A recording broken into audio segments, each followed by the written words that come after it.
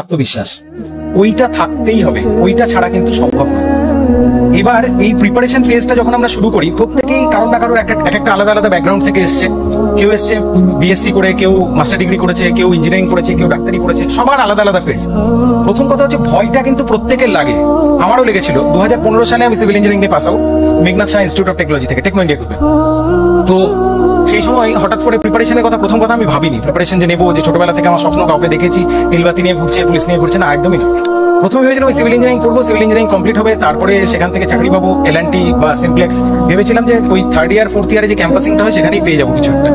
কিন্তু বসে তারপরে ক্যাম্পাসিং এ যখন বসলাম, তখন একটা জিনিস ফিল হলো, এই 4 বছর ওই ফাঁকি মারতে মারতে কিছু শিখতে পারি, কিছুই শিখিনি। মানে শুধু ওই যা হয় আর কি, মানে সবার কথা বলছি না, অনেকে আছে যারা খুব হার্ড ওয়ার্ক করে পড়াশোনা করে গ্রাজুয়েশন করে, আমি কিন্তু করিনি, প্রচন্ড ফাঁকি মেরেছি সিভিল ইঞ্জিনিয়ারিং।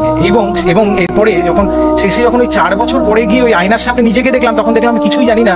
আর আজকে যে চাকরিগুলো পাচ্ছি না, তার পেছনে একটাই কারণ তারা মানে আমাকে নেবে না, কারণ নিয়ে কোনো লাভ নেই।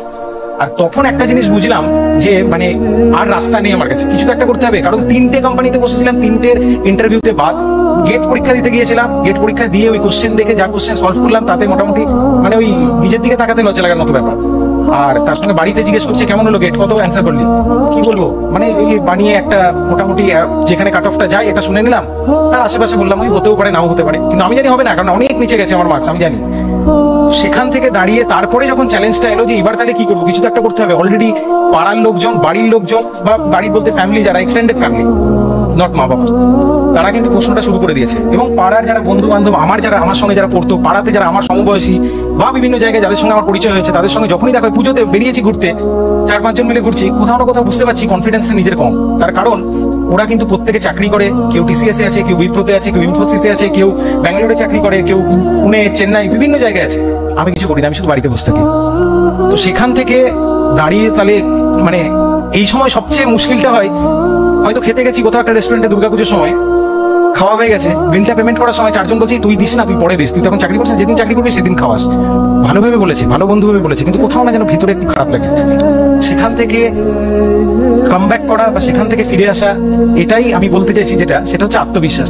আমি ভেবেছি, এখানে যারা বসে আছে প্রত্যেকে ওই একদিন ভেবেছিল যে হ্যাঁ আমি WBCS ক্লিয়ার করব, সিভিল সার্ভিস ক্লিয়ার করব, UPSC ক্লিয়ার করব। ওই ভাবনাটা যেন যতদিন না হচ্ছে ততদিন মনের মধ্যে থেকে যায়, গিয়ে ঢুকে যায়। আমি ভেবেছি মানে আমি করবই, আমার চাই মানে চাই, ব্যাস।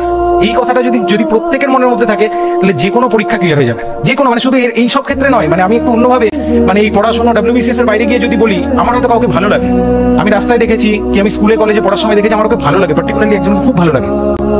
অ্যাপ্রোচটা হবে আমি চাই মানে আমি চাই, ওটা আমার, ব্যাস, আর কিছু বুঝি না।